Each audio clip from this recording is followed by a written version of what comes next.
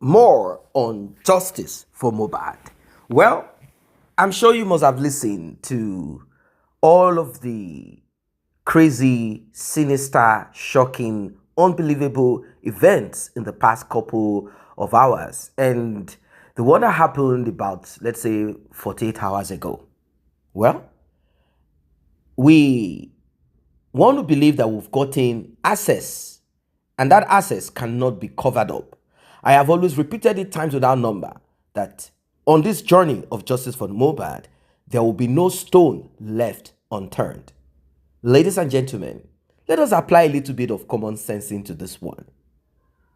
How could it be that those that were present during the demise of Ileroluwa Promise Aloba, aka Mohbad, they are now giving a story that they sold a mobile phone among themselves and one person did not wipe off his detail before selling to the other.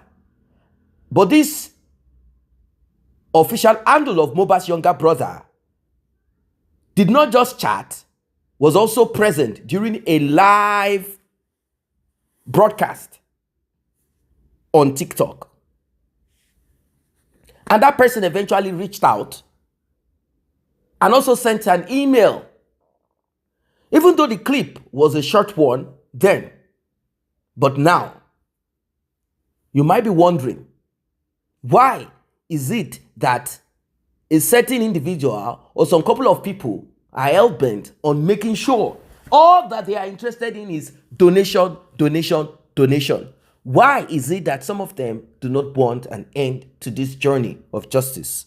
One person wants to tell us, you know what, it was impersonation, it was this, it was that. To what end? How is that our business? As long as that impersonation is still within the same, not someone from outside, not an external person, inside, group of 14 present during the demise of Mohbad. Why is it that a certain person or persons are now trying to say, no, God forbid that Adura will suffer the same that his brother suffered? And I'm like, wait, hold on a second. If Adura is guilty, if the hand of justice touches Adura, won't he suffer? He will, definitely. Ladies and gentlemen, the matter has escalated. It is no longer what we thought it will be, like it's just going to be a family affair or talk. It has escalated. It has gotten to a point where there is no way that they can hide or turn back. This is the moment of confession. Adura, Mohbad's younger brother, and one of those goons that was present that has been saying a lot of trash all this while, showing us that he is not even happy with Mohbad because Mohbad did not treat some of them well. How? Mohbad will take some friends of his that are not with him, but they stay somewhere else. He will take them abroad. But we that were around him, fighting battles with him, he will leave us here in Nigeria. We're only good for the Nigerian thing. But when there is a show outside of Nigeria, we are not good. We are not good to lodge in a hotel. We are just good to receive punches, slaps for Mohbad. What does that tell you? Ladies and gentlemen, still on justice for Mohbad. Let us get right into it. This is serious. Confession time. Then you're not trying. We're trying to look at it. Like I said to the president, I'm going to be sending the money back on Monday morning. I should send it this Saturday. Bank Okishi Saturday. And like that time we have a serious issue we are discussing. We are sharing it to bad. Tabaniki Loseko based on the same case. Timbani Kishaba bought Tamashala if everybody pay multiple PR or lockdown, Motichekiniko, one year meeting Rojoju. And then they felt like, oh, Maurice is Moshe Duro. Boya Mondo de lawyer ni o, boya Mondo de kini ni o, boya mo fẹ́ mọ̀ nǹkan tó ṣẹlẹ̀ ńbẹ̀ yẹn ni o. They were making it like immediately they sọ pé kí máa lọ yẹn o. I should be on the way. Okay. Time they said they will see Gongoma. It's a long time. Ó ti kọ́ sí ọwọ́ Sọmọ́rọ̀lẹ́. They are making it looking like Dagi ago mẹ́fà àárọ̀ yẹn. Bẹ́ẹ̀ bá mi sọ̀rọ̀ yẹn náà lẹ́sẹ̀ tó. Nígbà máa dì ní fáwọn ọ̀rọ̀ yẹn tán. Èyí lẹ́wàá sọ fún mi bóyá. Ṣé get which is quite absurd. Gbogbo nǹkan bẹ́ẹ̀ yẹn ọkọ̀ fẹ́ fi bàyàn lórúkọ jẹ́ ni. because mo ti sá fún gbogbo anything bí ọ̀rọ̀ owó whoever wants to support bringing it up at that time was not for any other purpose asking me ṣe owó abẹ́rẹ́ send the receipt sí mi time with send owó sí even tí bá máa pe báńkì gan báńkì ti close and they ask me in public like that I'm an actor olórúkọ ni mí gbogbo àwọn people yìí ọkọ̀ rẹ̀ pé ọkọ̀ lè máa tọwọ́ bọ orúkọ yẹn anyhow pẹ̀lú gbogbo àwọn step dọ̀tí is absurd mo ti lọ Èkó mo ti dé padà bí ìṣá ti rówó náà ẹ̀yin ṣe titi yín from your church mind tẹ́ bá ní kí n máa fèsì inú bẹ̀yẹn lọ ẹ ti mú àbáyẹn wá lọ síbẹ̀ kò ṣe pé kò wù mí kí n lọ èmi ò ń sá fún àwọn ogun bẹ́yẹn ṣùgbọ́n tí bá sọ pé mò ń lọ máa prepare ẹ lè expect pé kí n kọ̀ gbéra láti Abẹ́òkúta kí n gbéra lọ kí n kọ̀ torí bọ́bí tó ti pè mí mi ò ní kéèsì bẹ́ẹ̀ mi ò lẹ́jọ́ bẹ́ẹ̀ wọn ò pè mí lẹ́jọ́ pápẹ́ ni gbogbo àwọn tẹ dárúkọ pọ́n máa bẹ́ẹ̀ lásán tó bá mú mi sáà ní kọ́ tó bá yẹ sọ pé Mr. Yomi ẹ kúrò ní kéèsì yẹn kọ́ ọkọ yìí kọ̀kọ́ mọ́ mi lọ́rọ́ ẹ wo rọ́tí lady búkì yẹn tó bá wọn pa tó lé mi Yomi o àti kiri kan kò wá dárúkọ lady yẹn kò dárúkọ original ó wá ní àwa èmi pé díje mo ti mọ ẹni tó jẹ́ díje bá mi ṣé ìgbà tó dé station tó lọ mú àdúrà lọ yẹn àbí àmọ́lá yẹn ó wá kọ sínú statement pé Yomi Fabiyi ló ní káwọn lọ jí fóònù àdúrà tẹ́ṣe rò pé ẹjọ́ máa kọ̀ mí tọ́wọ́ ẹsẹ̀ kí n torí bọ́ bẹ̀ lọ so they are only playing their game lady yẹn dẹ̀ bá wọn promote ẹ̀ kò tiẹ̀ wò pé kò tiẹ̀ rò pé tó bá tiẹ̀ send fídíò kan tó bá yẹ pé nǹkan tó pa Mohbad lọ́wọ́ ó dà mọ́mì kò sí bó ṣe fẹ́ rí ìdá àdúrà o ìdá díje bá mi o ìdá àdàmọ́lá tó bá ní fídíò wọ́n rí ohun tó ṣẹlẹ̀ nílé yẹn so if any of them was the one talking to me ohun tó rí ló sọ kí ló tẹ̀ wá sọ pé ohun tó sọ yẹn kò rí ohun tó sì ń kọ yẹn kò bá jẹ́ àdúrà ló kọ́ kò bá jẹ́ díje bá mi ló fẹ́ rí ẹni tó ń kọ́ ẹni tó lè sọ ohun tó ṣẹlẹ̀ nílé tó pa Mohbad ló ń kọ ọ̀rọ̀ ẹ wá ní kọ́ ọlọ́pàá máa investigate ọlọ́pàá máa pè é pé òkè já àti ẹ̀gbàgbé olóńlo àkáǹtì èèyàn sọ kí ló tó fà àkáǹtì tiẹ̀ sọ direct but ṣé ohun tó ń sọ yòó tọ́ ni tí àwọn tó ju DPO bẹ̀rẹ̀ bá gbà á sọ́dọ̀ wọ́n máa jẹ́wọ́ pé yes nǹkan tó ṣẹlẹ̀ tó tọ́ ni how can you explain to us again tó bá ti sọ ma ní kó kọ statement right to that effect kábọ̀sibọ̀sì àdúrà ló bá mi ṣáàt I need the police to investigate drill àdúrà drill Damola kò ṣe ọlọ́pàá DPO kò ṣe ọlọ́pàá station wọ́n ti lọ sí sátọ̀ wọ̀nyẹn the real people will investigate wọ́n ṣe tó àdé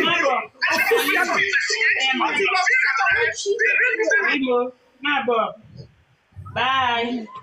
Mr. Shalobo àbí kí ni ultimate lọ́mọ̀kẹ́ èmi ń ṣèbí tí mo bá láìfù dé èmi ò ní jókòó sórí social media kí n máa gbọ́ pé èèyàn kan débẹ̀ tí ó ṣe ọlọ́pàá it's not an official statement ọlọ́pàá máa dínà pé ń bò láwọn sọ pé Damola ló jí fóònù ibo làwọn ti sọ officially pé wọ́n impersonate ẹ̀yin lẹ́ sọ lórí social media wọ́n lè máa sọ̀rọ̀ lórí social media tábà ti kúrò lórí social media ti fẹ́ ṣe nǹkan pẹ̀lú justice for Mohbad I must follow the law I must follow the due process ibo lèmi ti mọ ẹni tó jáde jẹ bábìrì ibo lè mọ ọmọ kiri kọrí ti máa ní ó yà lọ máa jí fóònù it's an insult ṣé ikú máa ń ya wèrè ni tí o bá ṣe pé freedom of speech pé anybody kàn lè ya wèrè tó bá wù wàá máa dárúkọ mi sùúrù dọ̀tí wèrè yẹn but when they are going to make omi ní Yomi ẹ̀yà èèyàn ló ń jẹ́ Yomi I will ignore you I said ignore this mad woman eléyìí ti ya wèrè ẹlòmí kẹ́ máa rí pé inú tí funfun wọn lórí tó jókòó síwájú kámẹ́rà ikọ́ ti bàjẹ́ mọ́ lára wọ́n á ní serious case wọ́n máa fi ṣe social media banter fracas yẹn là ń ṣe bì you set up your foundation for fracas ẹ dẹ̀ rí justice ni ẹ fẹ́ lónìí yẹn ẹ mọ̀ bẹ́ẹ̀ ṣe máa yọ energy DNA ti wà pẹ̀lú fracas ẹ mọ̀ bẹ́ẹ̀ ṣe máa yọ kúrò kẹ́ fi jà fún justice anybody tẹ́ bá ní kó ṣe kan gidi ẹ máa fi fracas bàbá lórúkọ jẹ́ ẹ jókòó ẹ kọ́ máa dárúkọ mi ẹ máa ṣe gbogbo ẹ wá ní kó máa fọ́ fún yín I can't run from such nonsense ẹ send owó ẹ tẹ́ bá send owó ẹ send the receipt sọ́nítàn gbà this is the receipt oh ní máa pèrè confirmation mi lọ́wọ́ mi to denigrate me on public àwọn tí ara wọn ò yá Yomi yẹn is about money Yomi yẹn like owó kílẹ̀ sọ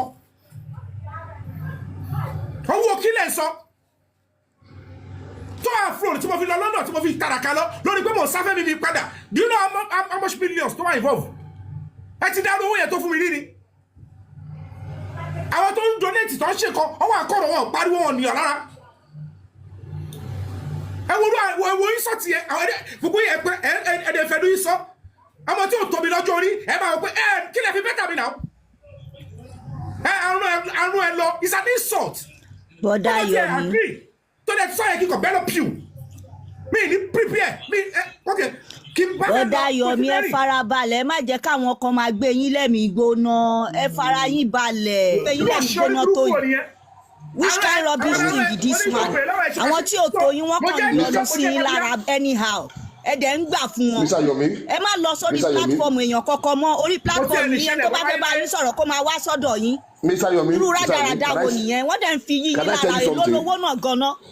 Èló lówó tó fún yín tó dẹ̀ ń pariwo kiri. Ẹjọ́ ẹ jẹ́ kí n sọ̀rọ̀ ẹjọ́ madam ẹ má sọ bẹ́ẹ̀ ẹ parí ìjà ni so that we can all understand ourselves. Èèyàn tí orí ẹ̀ bá pé ní justice for Mohbad evidence tí Yomi rọra ní lọ́wọ́ ẹ̀ is enough but n tó ń ṣe wọ́n tó ṣàwọn kan ni pé àmì wọ́n èmi mo fẹ́ jẹ́lẹ̀ èmi mo fẹ́ mú kíní wá ẹ̀dẹ̀ bá justice jẹ́ this evidence this guy just get now tẹ́ bá wo bó ṣe analysis ẹ̀ tó ti ṣàlàyé pé ẹni tó fóònù fídíò ẹ̀ kù ẹ jẹ́ ká gbà yókù kí ọlọ́pàá gbà yókù it will lead us to where we are going. ẹ̀dẹ̀ wa mọ̀ bẹ́ẹ̀ mi kí n máa lọ máa wá ṣé àdúrà yìí kó ṣàdúrà ẹ̀dẹ̀ àti yóò same level of thinking. ẹ wá yọ lórí burúkú ẹ wá fi ìríra ebi tá lọ ọ̀nà kan náà ni gbogbo àjọ lọ tẹ bá ní true ẹ wá justice ebi ọ̀nà kan ni gbogbo àjọ lọ. Let's join this guy. Mr. Unstoppable. Yes. This is one of the weapons they use to scare people off being activists in that nation. They use scandal, fear, they use lies, they rubbish you. Torí ẹni púpọ̀ náà àwọn celebrities yẹn ò ṣe dá sí. Strategy they are using is to take you off the focus. Me belong to any group. I believe that woman yẹn ò normal. Tó bá normal ni kò ní máa pariwo rọ́bọ̀ ẹ̀ máa bá ẹ̀ mọ́ Yomi náà. Ẹ̀yin ẹ̀ ṣuṣu náà fún àpamọ́ ẹnu àpapọ̀ ń bì wà á máa jókòó. Ẹ̀mélòó ló ti ń parọ́ ọmọ ẹni ẹlẹ́ni, á tún máa gbéra ẹlẹ́, á máa defend ara ẹ̀ ń ṣojú sọ̀rọ̀ ẹ̀dọ́mọ kékeré lórí justice for Mohbad. Ọmọdé ẹ̀jẹ̀ wọ́nlẹ̀ kí ló tó yẹn bá lé lé lòun náà kọ́ yé wọ́nlẹ̀ mọ́ kò dáa. Ẹ jẹ́ ká sọ̀rọ̀ síbi tọ́rọ̀ wà. Wọ́n dẹ̀ ní láti òun àpá ti bí àpá kí ló dé. Ẹ̀yin focus ní nǹkan tẹ́ ń ṣe ẹ má dáwọ́ kí ló dé. Focus Mr. Yomi. Èèyàn tó kọ ẹ̀gàn òtó nínú ilé wọn á bá sọ̀rọ̀ nínú lẹ́ni àwọn. Ìṣkára bí ṣe ìdíjà wọn gbogbo nǹkan tó ṣe láàrin àwọn. Eléyìí àwa tòun wá wá ẹni tó pé ọkọ ẹ̀gàn òtó yín lọ́jú tí ò tiẹ̀ tó yín ní anything á bá yín sọ̀rọ̀ anyhow. Ìṣkára bí ṣe ìdíjà wọn. Kò mọ̀ ń pa ẹ̀ evidence jáde let's hold this evidence. Ó gba station lọ kó lọ clear rẹ̀. Bàbá mi ṣe fẹ́ gbọ́ all those narratives that whoever unofficially is trying to sell to them on social media is for them. Ẹni tí ò ní pursue case ebi ò bá wọn pursue ẹ lórí social media ebi ti pursue ẹ logically. God bless you. pé gbogbo wọn yẹn sìn kí ẹ gbọ́dọ̀ mi èmi ò ní any case pẹ̀lú anybody mi ti ṣe writing under the law mo ti àwọn tó wà ní case mo ti fún wọn ní ohun tí mo rí ẹgbà ó yá má bọ̀ tó bá ti bèrè ẹ rí pé ọmọ yẹn lómi àyàsó. Bẹ́ẹ̀ni. Bóyá òun ló mú fóònù ẹ lẹ́ o ó yá máa táìpù lọ o bóyá in conjunction of every ṣe o bóyá ọ̀rọ̀ ayé ti sún wọn ọ̀rẹ́dà ti máa lọ pẹ̀lú rọ́ọ̀yì. Collaborated together jare. ẹ wá ní àdúrà kìkìtì ó lo million 5 fóònù kan iPhone 11 to iPhone 6 ó di kíní kan Mohbad kan pín fóònù ó kú 1 million láàrin òru yẹn ó ti sáré mú story yẹn lẹ̀ ẹ̀dẹ̀ sáré gbàgbọ́ mo dẹ̀ sọ fún yín pé ẹ má kárẹ̀ bá mi sọ̀rọ̀ ẹ calm down ṣèbí mi ni mo ní wọ́n sẹ́ǹsì I'm the major at the center ẹ jẹ́ kó ṣe exercise wọn wá sọ́dọ̀ mi bóyá Yomi o wọn ò jábọ̀ kankan o bóyá bẹ ṣe ń rò bóyá mo ṣe rí lórí social media ni mo ṣe rí o tá bá ti dé offline ẹ bá mọ̀ ẹ fi gbogbo ìrìn náà ṣe lórí social media ó yàtọ̀ ẹ bá lọ pé because bẹ ṣe ń enter Yomi lórí social media bẹ́ẹ̀ náà ni mo ṣe máa ṣe pẹ̀lú mi offline ó yàtọ̀ ẹ má máa I just want to do this I want to give back. It's even God will support you. God will support you. I need to give back to the society. Nínú yóò lọ bó ṣe yẹ ká lọ. Ẹ máa blame ní blame ara yín. We appreciate you. Ẹ máa blame olórí, ẹ blame politician. Kí ni wọ́n ṣe? What are you contributing? Ṣé mo fẹ́ jẹ́ Nàìjíríà? And I'm asking myself that honest question and I choose to keep myself down. Ẹ wo analysis Yomi yàtọ̀ sí tí wọ́n analysis last be 3 days now. Ẹ wo ti Yomi now. This evidence ọlọ́pàá lè béèrè pé ibo ni yòókù wà wọ́n lè gba yòókù simple. Wọ́n appreciate rárá gbogbo effort tẹ̀ ń ṣe rárá. ẹ má stress ara yín. Ẹ lè yọra yín lẹ́nu jàre bọ̀dá Ẹ má Yomi. stress ara yín Mr. Yomi. Ẹ má jẹ́ káwọn èèyàn wá sórí platform Rubbish ẹ rọra ẹ mọ́mí tútù ẹ fi wọ́n lẹ̀. wọ́n tó máa rán káàkiri àbórí wọn pé lọ́rọ̀ wọn. Ọba ṣe ń rán bàbá oníbàbá ń ṣe ọkọ baálé ilé kan lélẹ̀ tó ń ránṣẹ́ tó ń dààmú ẹ̀ tó bá tún ṣe wá ní kò ṣe tó. Which kind rubbish thing be that one? Ẹ jẹ́ ká sọ̀rọ̀ síbi tọ́rọ̀ wà náà. Owó wo náà lọ Bẹ́ẹ̀ ni ọ̀nìmọ̀ yẹn sọ pé àwọn kan léwu kiri lọ́ fi kíní lẹ̀. Wọ́n ní lọ́dún pa wọ́n ló ti kówó lọ. Mr. Yomi.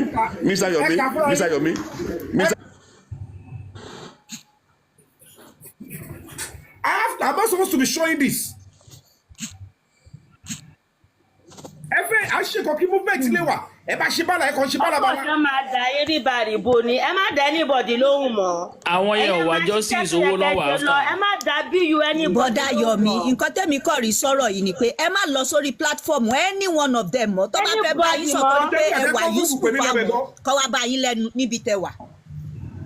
Ntọ́rọ̀ gbogbo wa ẹ̀gọ́ mo lè sọ fún yín láti bẹ̀rẹ̀ pé. Insult yẹn ti ń pọ̀ jù. I don't know what makes you all think it might look like that in your face. Kí ló dé? Insult yẹn ti ń pọ̀ jù. Ẹ má da wọn lóhùn mọ́. Bí you anybody. Ẹ má da platform anybody mọ́. Ẹ má da wọn lóhùn Ẹ dúró sí platform. Jókòó yín jẹ́ sí àyè yín. Ẹni tó bá ní ìdíyà wa bá yín lórí platform yìí. Èmi believe pé tí wọ́n sọ ni pé kí gbogbo ẹ̀ máa ṣẹlẹ̀ lórí platform wọn. This thing be that one. Ìgbà tí àwọn Kí ló ń ṣẹlẹ̀? Kí ni gbogbo rádaràda ìwọ lọ́hùn? Ṣé tí wọ́n fẹ́ ṣe kó ló ń jẹ́ ní ìhó? Ó ti dẹ́ni àbùkù. 10 million lówó náà ni. Ó sú mi o. Mi ò mọ ètò fún wọn tó kọ̀ fẹ́ pa bàbá oníbàbá. Mo sá lọ, ẹni mi ò sá lọ. Mo ra tíkẹ́ẹ̀tì ṣáà lọ ni. Mo ní láti pè jáde pé tíkẹ́ẹ̀tì tí mo fi lọ ẹ wo bí tíkẹ́ẹ̀tì mo bá lọ London àpadà ti waste.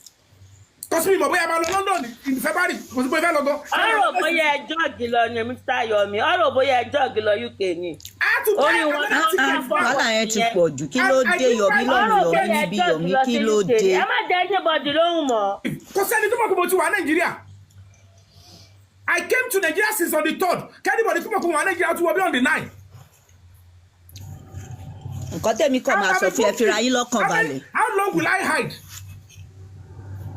Ẹ má ẹ̀kọ́ gbé yín lẹ́mìí gbóná. Kò sí ẹni tó bá mi bí tí mo ti lówó people were surprised. A kàn fèsì àṣẹ lọ ẹ wo bá lówó tí mo ti ná. But I didn't even boast about it or come to talk about it. Mo kàn ṣe lọ. Can I give you a suggestion, Mr. Yomi? Go ahead, Can I give you a suggestion? See, when you ask for donations for your NGO, let everybody just donate into your NGO in a formal manner. Make sure you have no personal relationship with any donor. And I have a reason for saying anybody come and say, I'm giving you money for this. If you donate it to the NGO, if I want to go, we expend it. Ẹni tí tó bá fẹ́ ràn yín tí tára yín ò bá gbà ẹ kọ̀ ẹlẹ́ẹ̀lẹ̀ lọ kò jù bẹ́ẹ̀ lọ. No. Kò tiẹ̀ sọ̀rọ̀ ríránṣẹ́. See, don't have Èwo ni kó máa ràn yín ṣẹ́ bí ẹni pé bọ̀yìbọ̀yì wọn ni torí kíni? Which level be that one? Ask people to donate into your NGO. But mo kàn pé mo ti dá yín lò bí mo ṣe máa ṣètò tí máa rí pé òótọ́ tẹ fẹ́ mọ̀ yẹn mo mọ̀. My own is to go to the right authority. Orí ẹ pé ẹni tí mo bá PPRO sọ confirm what is going on in Ogobo. Ọlọ́ba mu wa èmi ló máa pe PRO tó bá dá lóhùn. The man money I engage you because me call the tendency but I was ready to go. Òun ló wá ní ẹni tó kọ síbẹ̀ ó ní don't má fi ṣọ̀rọ̀ di ẹ má dánwò Mr. Yomi. Best thing is to go to so place. Never been wrong with ṣàlàyé fún yín. Because they can control things at that DPO level. That's why they are sending you there. The PRO be tí bàbá parọ́mọ́ ni bàbá dárúkọ ẹ tẹ́lẹ̀ pé anybody no more PRO Lagos State only lè sọ̀rọ̀ pa ọlọ́pàá any DPO any police station any kìnìkan in Lagos State. And I went to the deputy commissioner of police which is the second. Ọ̀gá ọlọ́pàá pátápátá.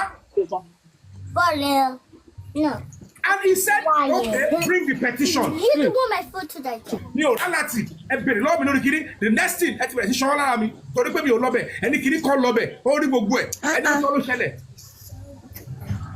kí ló kọ́ mi pé gbogbo àwọn ọ̀rọ̀ wọ̀nyẹn ṣé bẹ́ẹ̀ náà ni mo ṣe bẹ́ẹ̀ náà ọpọlọ mi ṣe wá kú tó nítorí àtijọ́ ẹ ti rò pé yóò máa sọ̀rọ̀ lórí social media kò sí mọ́ ẹ̀fẹ́ nínú nínú justice for Mohbad ẹ wo gbogbo ọpọlọ tí mo ti gbélẹ̀ pẹ̀lẹ́ ìtẹnu pé ẹ mọ̀rọ̀ sọ ẹ quiet ó sì jìnnà síra wọn tẹ́bá ẹ̀ka fi gbéraga kú ó jìnnà bí wèrè bí wèrè sọ̀rọ̀ sílẹ̀ ni ẹ̀kọ́ balẹ̀ ẹ mómi tútù ẹjọ́ ẹ má yẹ kó gbé yín lẹ́nu gbóná torí VP yín ẹjọ́ àwọn pípù yìí wọ́n. ẹ tó tiẹ̀ wà ìtẹ́lẹ́gẹ̀ tó ní kankan òun náà máa bẹ́ a máa sọ̀rọ̀ pa èmi. bó ṣe ń wọ ni èmi ò tiẹ̀ láìkì bó ṣe ń sọ̀rọ̀ sí yẹn èmi ò láìkì. èmi ọmọ Fábíyì. insult yẹn ti ń pọ̀ jù. ntọ́kọ lé ẹ̀gàn ò tó yín á pè yín síta á máa drag. ọmọ máa wẹnu sí wọn lára. mi ò láìkì irú kò dáa mi ò dáa rárá Yorùbá máa ní wọ́n yín lè bú àgbà kò sí ọkùnrin bá ṣe máa kéré tó ọkùnrin lọkùnrin máa máa jẹ́. á pè wọ́n sí ẹ Yomi á fún ẹ ní kinní kan Yomi ṣe kinní kan kí ló dé. bí ti ẹ̀ sẹ́ni owó gbà lọ́wọ́ yín. bí fọ́ọ̀rọ̀ owó máa tẹ̀ gbẹ̀dá mo ti wọ́n pé mo ti escape gbogbo dọ̀tí yẹn mi ò wá owó òjijì mi ìwárú ẹ̀. ẹ jẹ́ má gba nǹkankan lọ́wọ́ wọn mọ́ àwọn pípù yìí wọ́n ṣe wà òkè àtọ̀. insult yẹn ti ń pọ̀ jù ẹ̀yin dẹ̀ lẹ́ máa kọ́ fún wọn. I want to say thank you to Punch newspaper. They had this interview with me yesterday. It was funny. I was supposed to be a footballer, but I had to be a footballer. I would have pursued my career in football. Gbogbo àwọn tó wà ní wọ́n gbẹ́bọ̀dẹ̀ fún Mohbad. Wọ́n á máa bẹ Ọlọ́run tí wọ́n ní pé èyí tó bá lẹ́rìí ọkàn nu wọn that choose or that want to speak the truth.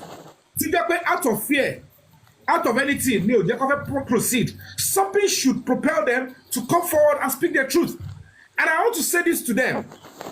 None of you, if you wish to speak your truth, they might tell you, you might think they have the power, they have the money, they can mess up your life just the way they are doing now. But yeah, you make a time, let you decide and you all decide that you want to speak your truth, and they say, you know what, Adura Pro, type, and you type here, or whatever it is that you're doing.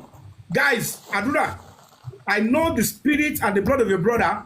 You see in emotion, you want to come out, láti joy.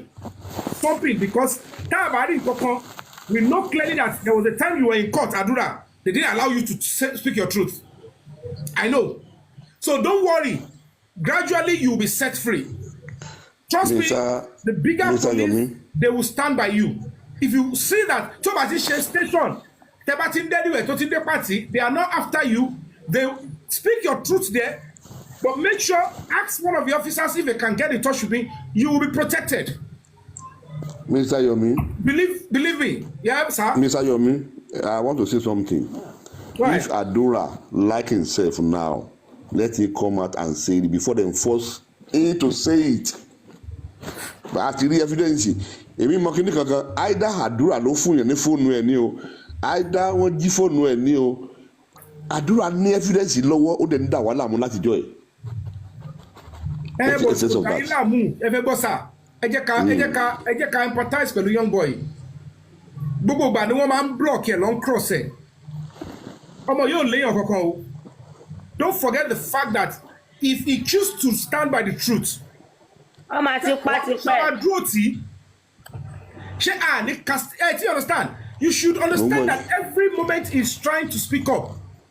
Àwọn tó ń sọ pé Àdúrà fẹ́ sọ̀rọ̀ kọ́ọ̀tì wọ́n cross ẹ̀ nígbà kan tún àwọn náà dúró lórí ẹ̀ wọ́n wá rí pé account Àdúrà tó jẹ́ original tiẹ̀ wọ́n fi bá mi sọ̀rọ̀ not only description they collected my email and they sent something to the email so that means ẹni tó send the kinní yẹn ẹni tó send the little video yẹn ó ní ìtọ́jú yẹn lọ́wọ́. Yes. So naturally normally to buy a choose not to lọ station yẹn gan if I choose to even go there. Nígbà tí mo lọ bá wọn fún pọ̀wọ̀ lébẹ̀ ni but mi lè máa sọ gbólé láàrin wọn bẹ̀ yẹn. Tó bá rí pé tí mo bá ní yẹn, ọmọ change ẹ̀rọ mi lọ́wọ́ bẹ̀. Check it me. So the core of the matter is that at the end of the day, any police officer will be interested in that 250 will be sent on Monday morning everywhere in there. But share both of me. That no police officer importance ni pé can we see the video 30 your few seconds here?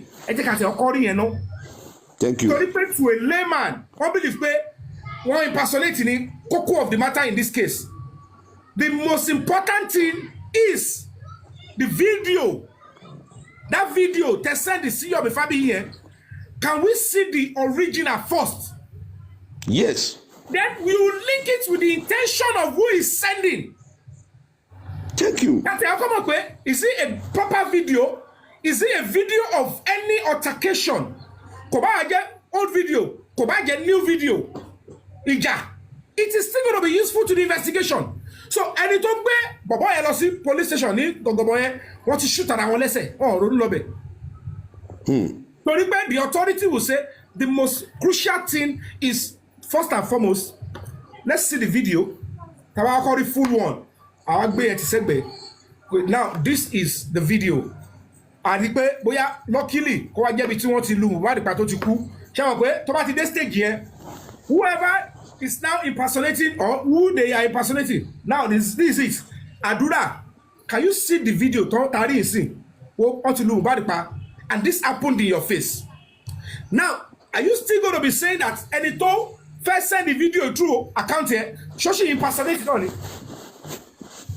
Get me, my brother. Video, full video, I show ibiti wọ́n ti lu Mohbad bóyá bí tó ti kú sílẹ̀ ní tòótọ́ tó ti lu tó dẹ̀ ti ṣe gbò sílẹ̀ lẹ̀ tó bá yẹ pé òun ní full video yẹn torí wọ́n gbọ́dọ̀ mú full video yẹn jáde kémi tó lè believe any impersonator ṣé get me.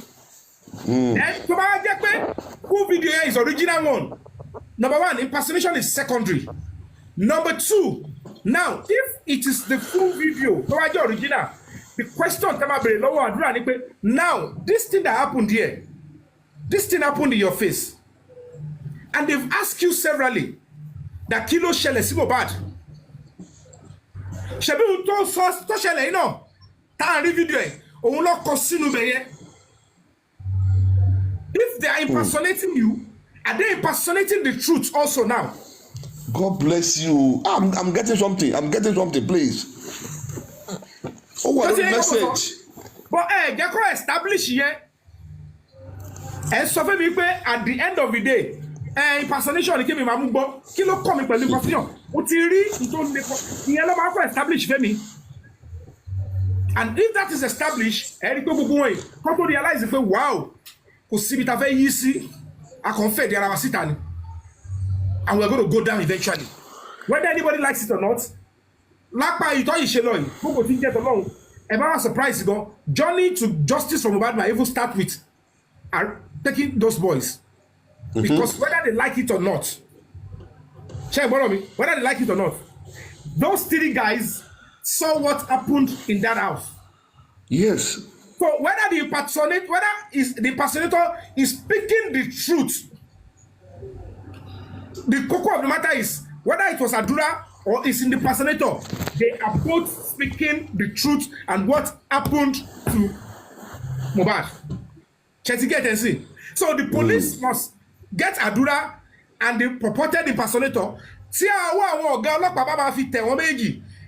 go through proper police investigation. You see that the Adura will say confirm that a minimum sort of confirm that is his truth. To ba jẹ́ pé impersonator ni tí impersonator bá ti confirm pé òun ni tó dẹ̀ lead wọn ẹ̀rí pé òótọ́ yẹn náà ó tún máa padà jáde. Máa jáde náà. Because kò ń ṣe ohun tí ò ṣẹlẹ̀ ni impersonator Abadura sọ. Ṣé ti gẹ́ ẹ̀kọ́ mọ̀ sọ?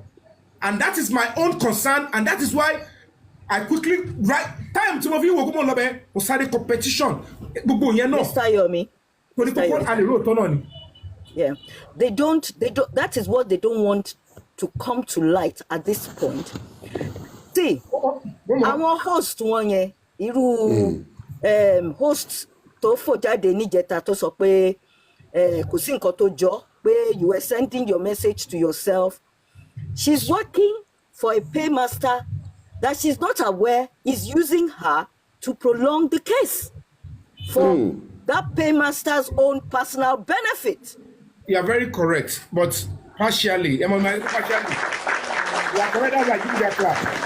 kẹmọ tèmi kàn rí bẹ́ẹ̀ wọ́n ti rí pé ìlara yẹn àfẹ̀mí yẹn wọ́n wà lára ẹni. Yes, and they're using that. That is somewhere.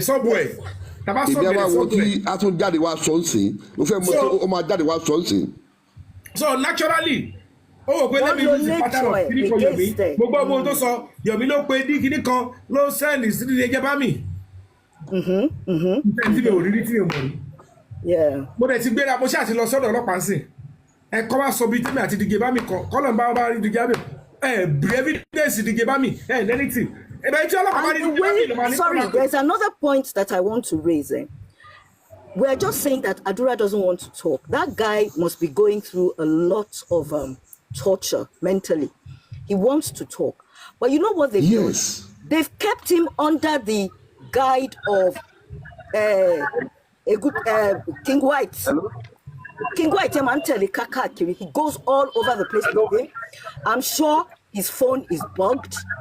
So they don't want to give him any opportunity to lose guard. And that is why that King White, he did one live today. You could tell with his body language that he's so pained that you petitioned Adura. He came out saying all manners of things. I'm like, let him go and answer the petition. Should do petition, Lonnie. Now. I didn't petition. I didn't write anything bad against Adura. I get it.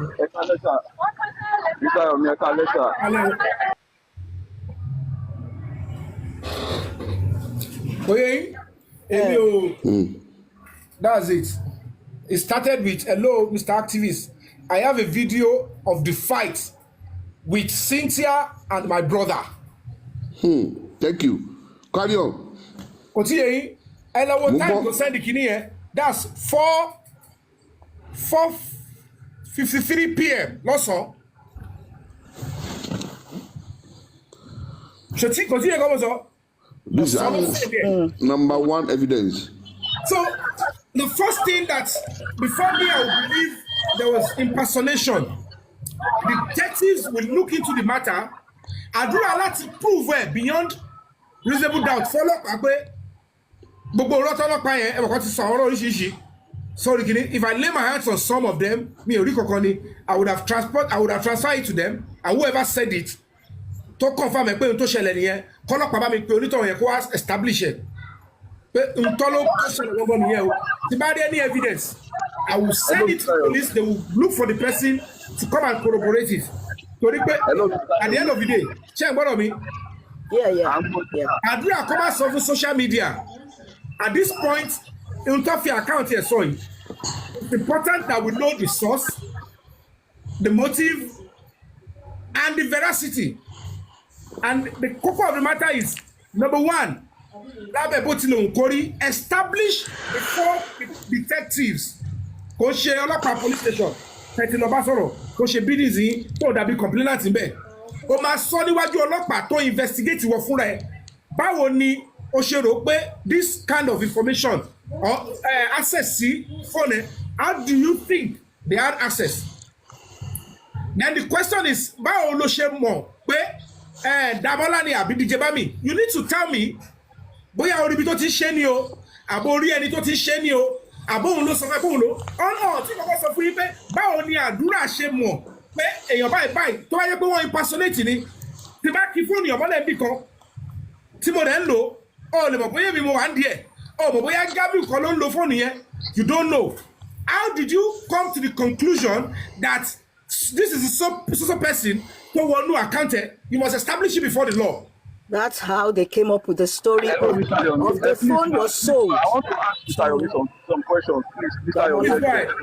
Kí tó ń sáré pariwo tó sọ kọ́tọ̀kọ́tọ̀ ó kọ̀ bà gbogbo ẹ̀ jẹ́ and then reacting to her then showing those images those vital information ó tún bá ṣe kí ni ó kẹ́ gbogbo ẹ̀gbókìtì ní ìdẹ̀bínú mi ò sọ̀rọ̀ yẹn ló bọ́ come publicly tó ní I'm an attention seeker I'm an attention freak I talk too much mo kàn wọ́n báyìí pé ọ̀rọ̀ ohun tó dédé torí kàwá wòun náà ni mi ìṣe anything tó bad then they switch to the matter of anikema lọ sí Ogombo mo kàn wọ́n báyìí pé tí ẹ̀ ń fi ìtìjú sí pé number one baálé nílẹ̀ ń sọ̀rọ̀ lórí social media àwọn kan wà tó jẹ́ pé bá ṣe ń jà fún justice yìí ibi tẹ bá ti bring yàn down ọdún tẹ ṣe yẹn ibẹ̀ lọ́ máa capture ọmọ ṣe ọmọ pé that's what they will do ẹ wá mọ̀ subject me to that ridicule tí n bá tiẹ̀ lágbára tí mi bá ní ohun tí máa ṣe padà even kó jẹ́ pé mi ni mò ń wá wàkúwà kó jẹ́ pé mi ni mo useless ó sì gbogbo ẹ máa àtúbọ̀ tó wà.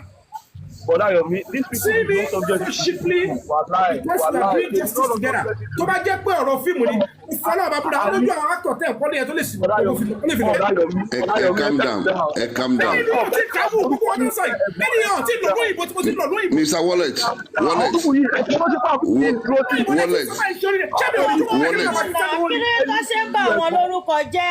I want to say something.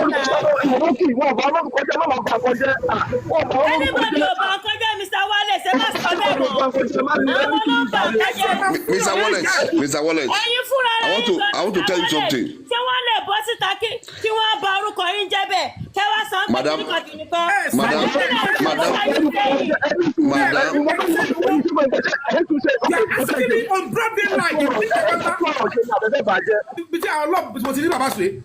Baba say will trust me with things. You only trust a little bit to close.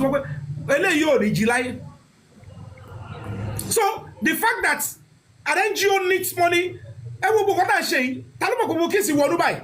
Talamo go buy. And we be touching one loy. Suddenly the more okay, let's give you a Kitoba go give him a cost. What in the this thing is oh one hour. Kill a one so. Move only be no shame no. The motisalo. Lord, I know the motim shaking it. One day start coming back. Mokwada wale, I no cut. I no say to Mohbad. I no Makomo one Nigeria now. Nobody knew. I didn't tell anybody. I didn't show until my body Monty Shekoto important. Mama Saki, I'm a goldfish. Oh, you have to see that one now. To think I will stay in Nigeria for how many months? Tony Makomowa. Shall we already be airport? That's Modeni. Shall we to Tony Bufflight? Every year to share the Nigeria Port Authority. Me immigration or mini. The only thing I didn't do is come to social media more than okay, my share shall do egun to Tuesday is to tell people that I'm now in Nigeria. Ati Shekoto Yakashelo. Debate justice it's not celebrity gist. Stop that nonsense with my name. Stop it. It's not making any sense. Stop the nonsense. Family to get boy to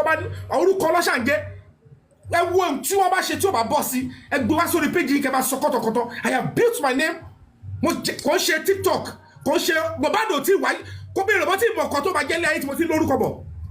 Why did Karimot try, even though she has failed, to make a case on behalf of Adura, Mohbad's younger brother, that we all know was present? Why is Karimot only interested in the guy called Damola? I've listened to some of our conversation and talk. I realized and observed that she is against that guy because of the interaction they had when she came to Nigeria. That is on one side. Let us file that. Then I'm kind of wondering if these people are truly seeking for justice for Mohbad. Why is it something that is absurd, something that is unbelievable, something that is strange, that one of them could chat through someone else's? Of course, let's say that person chatted, not using his own, but someone else's own, to make it legit or make it appear as if that person is the one that is willing. Of course, money must have passed through the hands of certain people to get to that's what Karimot told us. Oh, he has made money from it. Two people have sent money to him. He had told them that he was going to give them video, and this is what he has been doing, trying to defraud people, acting and pretending as if he has information to give out. Regardless of that, now that he has been caught, are we going to say it is not true? There is no video. Is that what Karimot is saying? And also Bukky Jesse turned the table around, saying that Yomi Fabiyi paid that guy to steal Mohbad's phone, or someone to steal Mohbad's brother's phone, and then send out this information to trick the public. Now, when you listen to the two ladies, I talk about Bukky Jesse that has done excellently on this journey, but because of her personal vendetta against Yomi Fabiyi, claiming that Yomi Fabiyi wants to defraud the public. I like this because we need to have a check and balance in everything that we do. I don't have any issue with Bukala Jesse being on the toes of Yomi Fabiyi. It will make Yomi Fabiyi realize that you cannot defraud if it even comes into your mind to do. You can't, because people are watching you. Now, the same goes to Bukola Jesse also, claiming that Yomi Fabiyi paid to have that because Yomi Fabiyi does this. All right, let us say Yomi Fabiyi paid and that person was so stupid enough to have done what that person did. Is this not a kind of alert? Like something calling us to look deep into this part. Now, we are not talking of a chat alone. We are talking of a short clip, a video. It wasn't so long. What does that tell?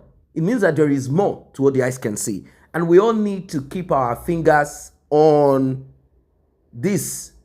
We should not allow anything slide. We should hold on to it firmly. We should hold on to it firmly. These people know a lot. How can Karimo be so sure, saying, Adura should not suffer for what he does not know? How did Karimo know that Adura is suffering from what he does not know? In what aspect? In what, like, how? Is it that Damola, or what is his name, does not know that Adura knows what he himself knows? These people are guilty. Your sister, Wunmi, this Damola, this Adura, they were all present in that house. So what are we talking about? So, ladies and gentlemen, what we are waiting for, they said this will be brought to the public during the corona inquest, is the private autopsy and toxicology that they took a lot of money from every one of us, all our efforts, donation. They said they will be putting that out once the corona inquest begins.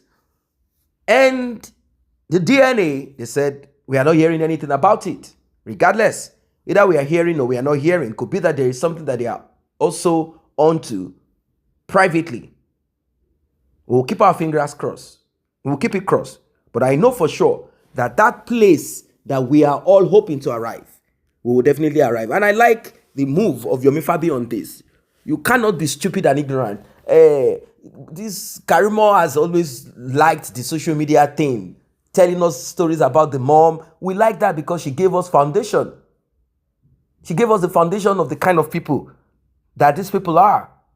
And we also realized that she, as a person, would have been part of their evil carcass, if not because they did not embrace her and they showed her the evil side of them and they didn't allow her to dominate them. That's that side. Karimo thinks that this thing will work by just the talk of it. No, you have to go through the legal route to get what you need to get. So Karimo thought it's going to be a social media thing. It's comfortable for us to say we are now needing some amount of money to get the CCTV. It's okay. It's great to get more footages. It's okay. It's all right. It's all right. But why should a lead be dropped because you claim someone was just trying to extort money from the Justice for Mohbad movement? Why don't we look into that part? What prompted that person to write that he has something? Either you have it or not. All of you must provide it. Once the police begin to grill them, like I told you guys, in my previous analysis, once the police begin to grill every one of them, they will come out to tell us what we want to know. It's as simple as that. No one is going to pamper Adura. Why should these people be pampered? Hey, don't trigger. Them, if it were a sane climb in a normal system, are we going to be talking about this? These guys would have been in ground zero, paying for the crime that they committed. Don't trigger. To hell with trigger. These guys are guilty. Very much guilty.